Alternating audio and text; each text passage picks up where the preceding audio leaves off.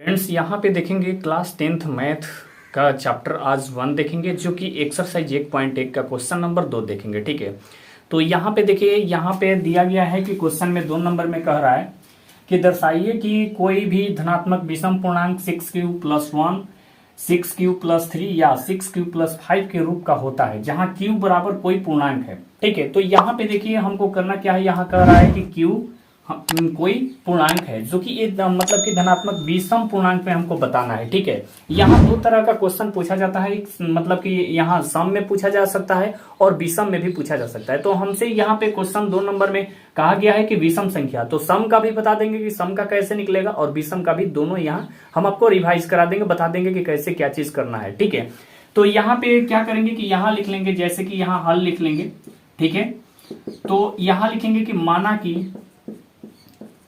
कि कोई ऐसे लिख लेते हैं कि माना कि ए कोई धनात्मक विषम पूर्णांक है, धनात्मक विषम पूर्णांक है।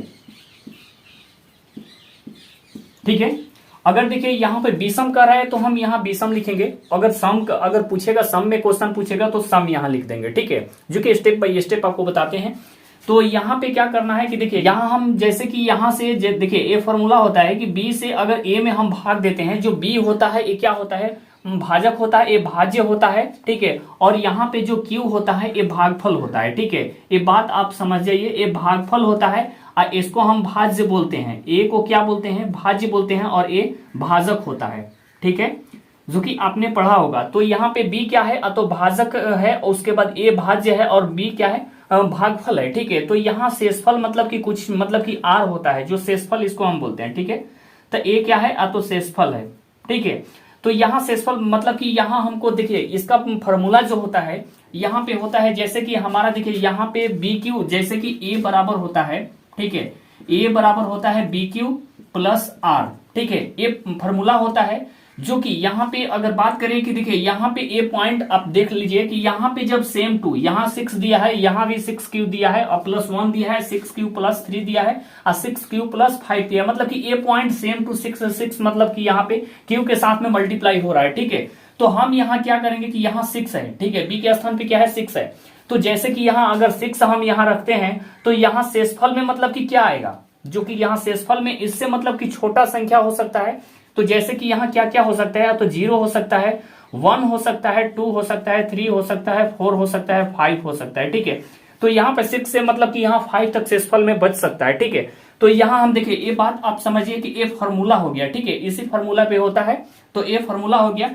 तो यहाँ पे जैसे कि हम b बराबर यहाँ लिख सकते हैं, जो कि b बराबर देखिए यहाँ पे दिया है, इसको 6 क्या है, तो b है, तो हम यहाँ b बराबर लिख सकते हैं 6।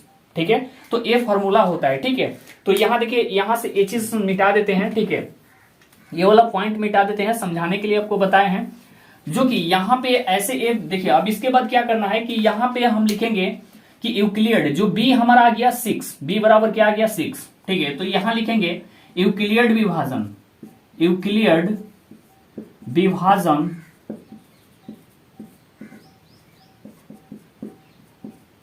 एल्गोरिथम का प्रयोग से। ठीक है, तो यहां देखिए इसका फॉर्मूला होता है, ए बराबर क्या होता है, बी क्यू प्लस आर।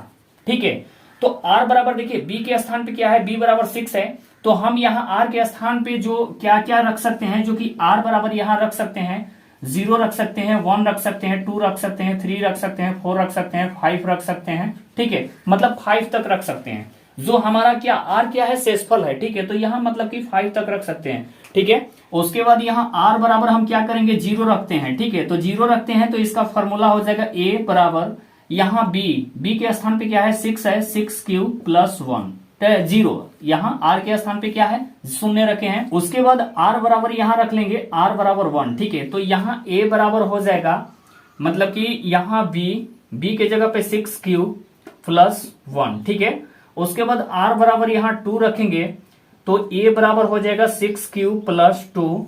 उसके बाद आर बराबर 3 रखेंगे। ठीक है, तो ए बराबर हो जाएगा 6q+3। ठीक है, उसके बाद r बराबर 4 कर देंगे यहाँ पे, तो a बराबर हो जाएगा 6q प्लस 4।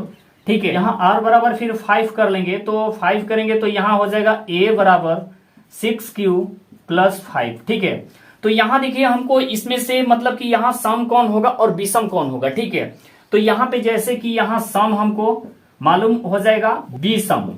ठीक है, तो यहाँ ये चीज दोनों मालूम हो जाएगा, जो कि यहाँ पे देखिए सम किसको बोलेंगे, यहाँ पे जैसे कि यहाँ पे देख सकते हैं कि यहाँ पे 0 रखे हैं तो 6q प्लस मतलब कि 0 है। ठीक है, तो यहाँ पे जैसे q के स्थान पर अगर यहाँ अगर 1 भी रखते हैं तो 6 में 1 से मल्टीप्लाई करेंगे तो 6 होगा, तो 6 को डिवाइड कर सकते हैं, 2 से डिवाइड हो जाएगा। ठीक है, तो ये क्या हो जाएगा, तो ये सम हो जाएगा। ठीक है, उसके बाद यहाँ देखिए अगर यहाँ ये विषम क्यों हो जाएगा, तो यहाँ अगर 1 रखते हैं तो 6 में 1 से मल्टीप्लाई करेंगे तो यहाँ 7 हो जाएगा, 6 हो जाएगा, और 6 में 1 ऐड कर देंगे तो 7 हो जाएगा। ठीक है, तो 7 में 2 से डिवाइड नहीं होगा तो ये विषम संख्या हो जाएगा। ठीक है, उसके बाद यहाँ अगर 2 का अगर बात करते हैं तो यहाँ देखिए क्यू के स्थान पे 1 रखते हैं तो 6 में 1 से मल्टीप्लाई करेंगे तो ये क्या हो जाएगा, तो 6 में 1 से करेंगे 6 हो जाएगा, और 6 प्लस 2 मतलब कि 8 हो जाएगा। 8 को 2 से डिवाइड कर सकते हैं। ठीक है, तो ये भी सम संख्या हो जाएगा और यहाँ ये भी सम संख्या हो जाएगा, और ये क्या होगा, विषम संख्या। उसके बाद यहाँ देखिए यहाँ 3 दिया है, 3 मतलब कि यहाँ 6 में 1 से मल्टीप्लाई करते हैं, 1 अगर क्यू के स्थान पे रखते हैं तो 6 हो जाएगा, 6 में 3 से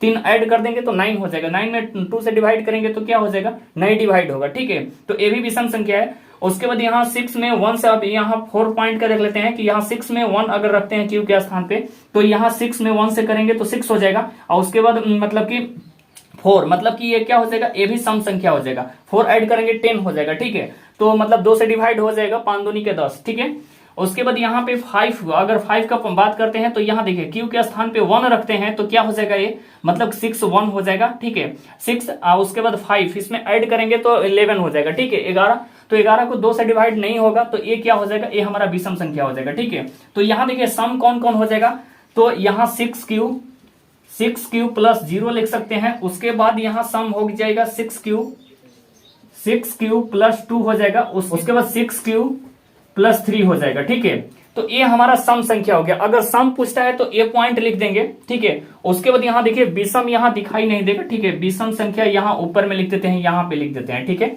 यहाँ विषम लिख देते हैं, जो कि यहाँ विषम यहाँ देख लीजिए कि विषम कौन कौन होगा। ठीक है, तो यहाँ विषम हो जाएगा जैसे कि यहाँ पे 1, जैसे कि यहाँ क्यू में 1 से मल्टीप्लाई यहाँ 1 रखते हैं तो 6 हो जाएगा, 6 में 7 हो जाएगा, तो ये हमारा विषम संख्या हो जाएगा 6q प्लस 1। ठीक है, उसके बाद यहाँ 6q प्लस 3। ठीक है, उसके बाद यहाँ 6q प्लस 5, ये वाला पॉइंट हो जाएगा 6q प्लस 5। अब देखिए ये विषम संख्या हो गया, हमसे विषम पूर्णांक हमसे पूछ रहा है तो ये हमारा जो निकल के आएगा ये हमारा आंसर हो जाएगा। ठीक है, जैसे कि क्यू के स्थान पे अगर 1 रखते हैं तो बात को समझिए कि यहाँ 6 हो जाएगा, 6 में 1 ऐड करेंगे 7 हो जाएगा, तो इसमें क्या 2 से डिवाइड होगा, नहीं होगा, तो ये हमारा निकल के आंसर आ जाएगा। ऐसे ही मतलब कि क्यू के स्थान पे रख लीजिएगा। अगर 1 रखते हैं तो देखिए ये सम संख्या हो गया, ये विषम हो गया। अगर सम पूछता है तो ये हमारा आंसर हो जाएगा, जो कि क्वेश्चन में यहाँ सम पूर्णांक अगर कहता तो ये हमारा आंसर हो जाएगा, और अगर विषम पूछ रहा है तो ये हमारा आंसर हो जाएगा। ठीक है, तो ये हमारा आंसर हो जाएगा। ठीक है, तो अगर ऑल प्रोसेस आपको अच्छे से समझ में आ गया होगा तो वीडियो को एक प्यारा सा लाइक कर दीजिएगा। अगर चैनल पर नया विजिट करें तो प्लीज चैनल को सब्सक्राइब कर लीजिएगा और बेल नोटिफिकेशन ऑन कर लीजिएगा। तब तक नेक्स्ट वीडियो में फिर मिलेंगे। थैंक यू सो मच, जय हिंद।